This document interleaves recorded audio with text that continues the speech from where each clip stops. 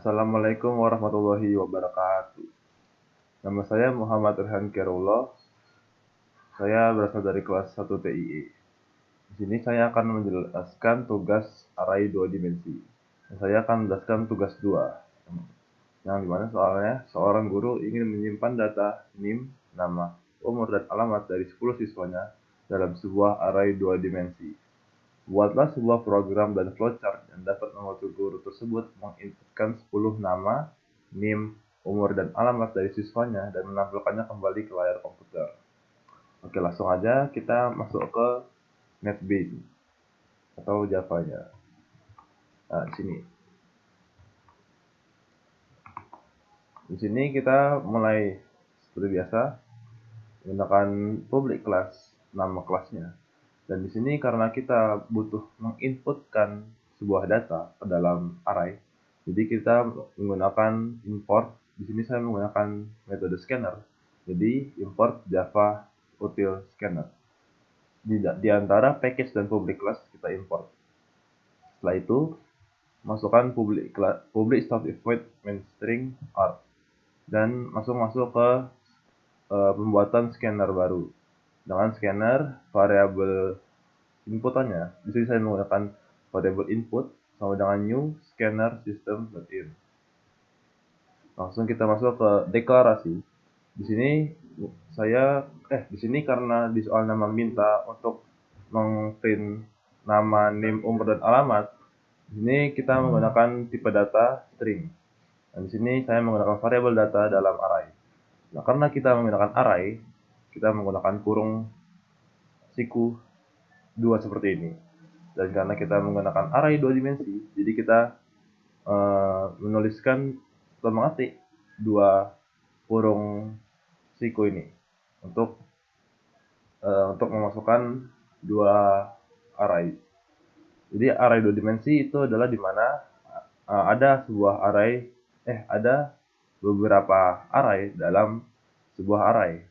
Jadi di sini dibagikan kalau 2 dimensi ini bisa yang array pertama itu buat baris, array kedua itu buat kolom.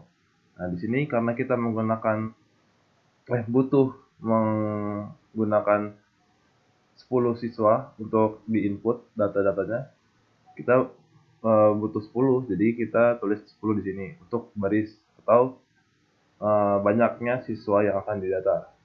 Dan di sini karena kita ada 4, di sini kita lihat di soalnya ada nama, NIM, umur, dan alamat. Jadi kita menggunakan 4. Di sini kita tulis 4. Di sini kita tulis 4. Jadi 4 ini artinya berarti ada 4 kolom pada setiap barisnya. Misalnya baris pertama berarti isinya ada nama, NIM, umur, dan alamat. Jadi seperti itu. Itu salah satu contoh penggunaan array 2 dimensi. Dan setelahnya kita masuk ke sistem out print line untuk memberitahukan kepada pengguna program ini bahwa ini itu format untuk inputnya, pertama nama, kedua NIM, ketiga umur, dan keempat alamat. Ini adalah petunjuk pengisian dalam program ini. Jadi, dan kita masuk ke looping langsung. Looping ini saya di sini menggunakan looping for. Di sini kita deklarasi untuk variabel loopingnya i sama dengan 0, i kurang dari 10, dan ini incrementnya i plus plus. Nah, jadi pertama kita sistem out print line, pembatasnya ini pembatas, dan kita masukkan data siswa. Nah, ini kan data siswa kita di petunjuk, berarti kita data siswa 1 sampai 10.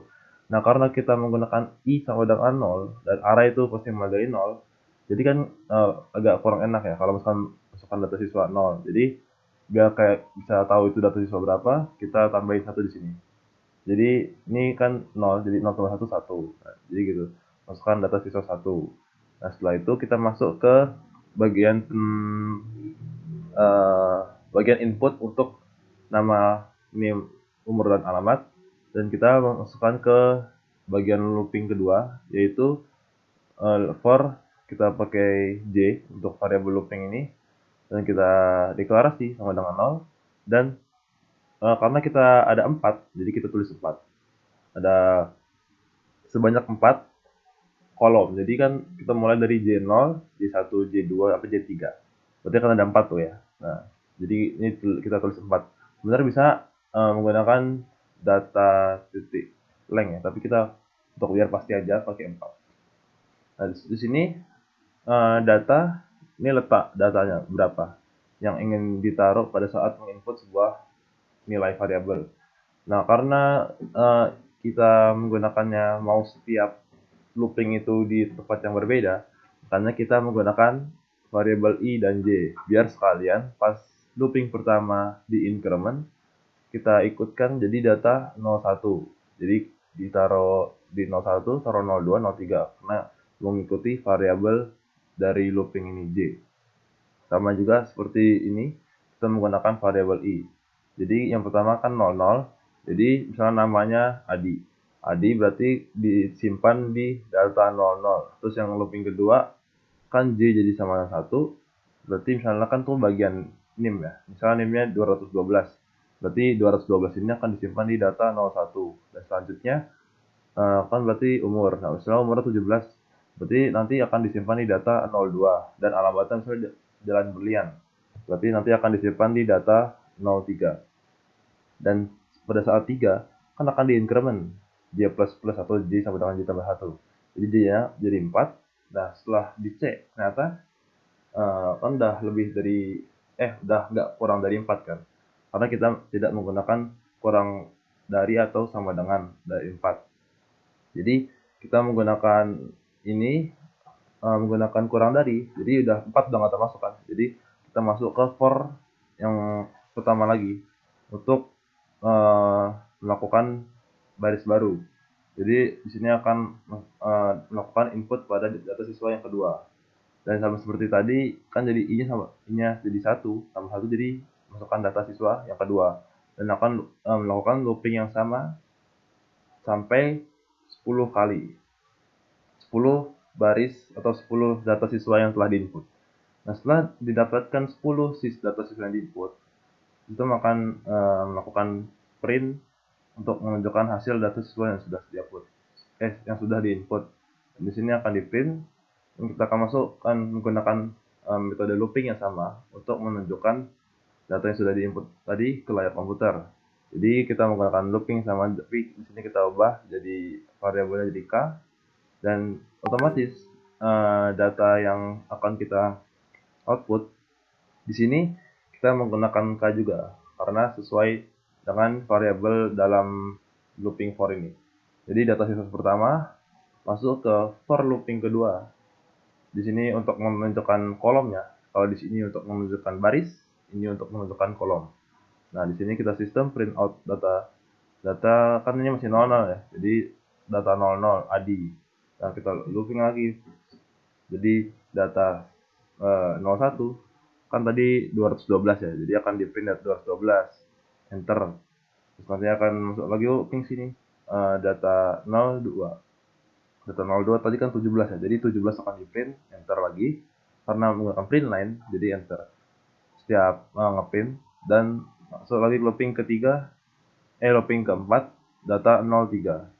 Data 03 tadi kan Jalan Berlian ya. Jadi akan di print Jalan Berlian terakhir. Nah, L-nya ini udah jadi 4, jadi udah nggak bisa ya di sini. Jadi masuk ke looping ke for yang pertama tadi. Jadi untuk melakukan print data siswa yang kedua dan seterusnya sampai data 10. Oke, untuk penjelasan Java-nya atau NetBeans-nya sudah selesai, dan kita akan beralih ke penjelasan flowchart-nya ya. Nah, ini sudah di dalam flowchart di nomor 2 ya. Nah, seperti biasa kita mulai dengan bentuk bulat atau apa nih ya, oval. Ya bulat lah pokoknya, kayak gini seperti ini. Dan kita tulis start dan kita akan deklarasi di sini. Nah, seperti yang sama yang di pada NetBeans tadi, kita mulai dengan string.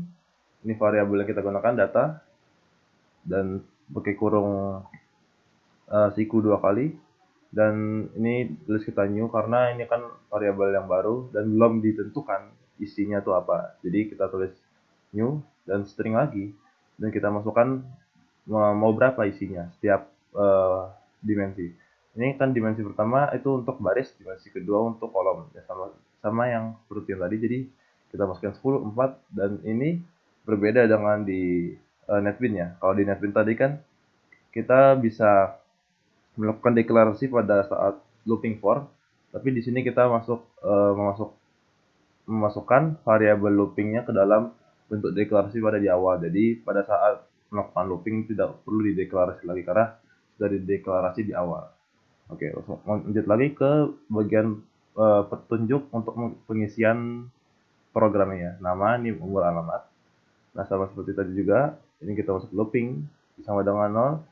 Karena masih 0, jadi masukkan data sisa 1, karena tambah 1. Terus kita masuk ke looping kedua. Jadi looping yang ada di dalam looping ini. Di sini kita cek masih 0, ini dapat berarti get data 00. Tadi adi kita print lagi. Terus data 01 atau NIM 212. Ya udah akan mendapatkan data 212. Nah, 212 ini akan disimpan di data 01. Nah, terus umur bisa 18. Nah, setelah di input 18 ini akan diinput di 02 sama seperti yang saya jelaskan di bagian NetBeans tadi. Nah, terus terakhir jalan berlian tadi alamatnya. Jadi akan disimpan di data 03. Nah, 3 sudah full jadi 4. Jadi akan masuk ke bagian no. Di sini increment akan terjadi pada variabel i atau variabel baris. Akan dicek lagi i jadi 1, masih masuk ya decisionnya. Jadi kita masukkan data siswa yang kedua dan seterusnya akan di looping sebanyak sampai i-nya tuh 10. Kan terakhir kan i-nya 9. Berarti itu data siswa ke 10. Nah, i-nya 9 dicek sini 10. Kan di sini udah tambahkan 9 tambah 1 10. Sini dicek 10. Ternyata udah enggak. Dah, di sini kita sudah selesai nih bagian inputnya. Kita masuk ke bagian sini atau untuk mengoutput atau menunjukkan atau menampilkan data yang sudah diinputkan tadi. Dari sini kita menggunakan variabel k dan l sama seperti yang di NetBeans tadi.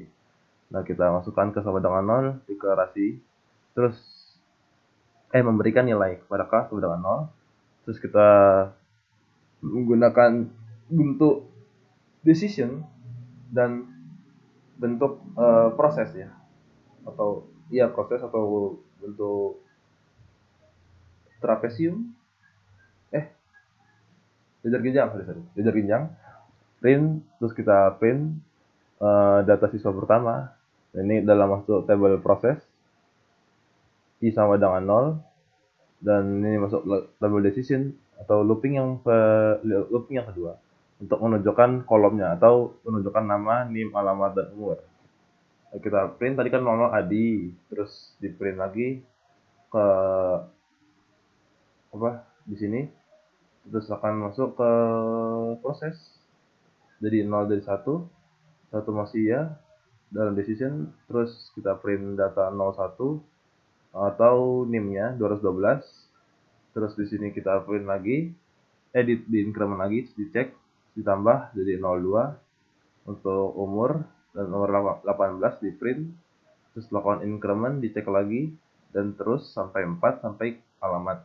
Dan alamat ini akan di print dan i-nya kan jadi 4 di sini ya. Tadi 3 di sini ditambah jadi 4, dan di sini sudah tidak memenuhi ya decision-nya. Dan akan masuk ke no sini. Dari sini sama tabel proses dan akan dilakukan looping sampai 10 kali.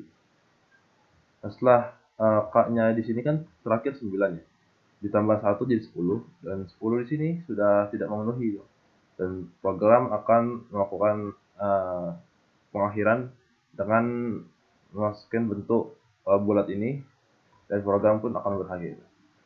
Oke, mungkin cukup sekian penjelasan tugas nomor 2, dan ini penjelasan yang flowchart ya. Dan kurang lebihnya mohon maaf. Wassalamualaikum warahmatullahi wabarakatuh.